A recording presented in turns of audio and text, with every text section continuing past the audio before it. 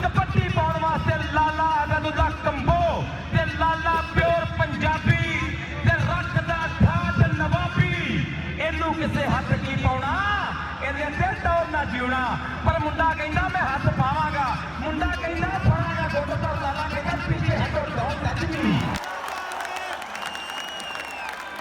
बड़ी दूरों किते अफ्रीका दे विचों आए हुए ये साडे खिडारी जिन्हां नूं हर खेल का शौक है पर कबड्डी दे विच अजे नवे ने। इस वक्त 9 कंट्रीज जो हैं वो पाकिस्तान में यहाँ पर वर्ल्ड कप मैच के लिए उनकी टीमें पाकिस्तान में मौजूद हैं। इसमें Pakistan government, federal government, Punjab government का जो सारा है वो सारी मेहनत है।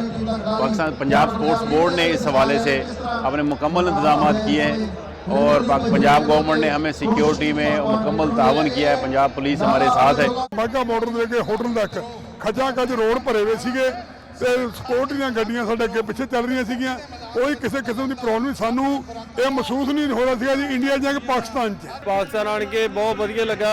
लाहौर आन के पहली बारी आया मैं, बड़ा मजा आया। इतने आन के शांति आ, सारे ने बड़ी रिस्पेक्ट दी, बड़ी दीद की। जैसे बोलते ये हो गया वो हो जाएगा ऐसे होगा, जैसे लोग अफवाहें हैं, कोई कुछ नहीं, हमें पता नहीं चल रहा। हम भी देखो देख रहे हैं, एंजॉय कर रहे हैं। लोग सारी कितनी पब्लिक आई है।